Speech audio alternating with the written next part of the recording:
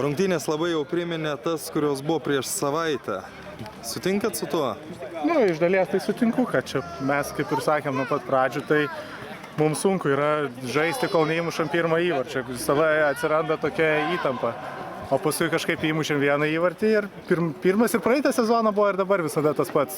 Kai tik įmušam įvartį, atsipalaiduojam ir tada galim žaisti normaliai. Aišku, šitos rungtynės gal kiek buvo sudėtingesnės, nes kažkaip, nežinau, buvo šiek tiek gal streso dėl to, kad kiekvienas varžybos yra tokios, kaip pasakyti, jau iki turim laimėti, niekur nėra kur dingti.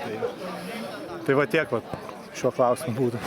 Ar domėjotės, kas vyksta kitoje Jo, aikštės pusėje? paskutinę minutę domėjomės. Šiaip nesu matęs, kad vienos komandos nemėgtų tiek daug komandų. Tai man čia kažkas keista. Matyt, ta komanda, kurios taip visi nemėgsta, turi padaryti kažkokias išvadas.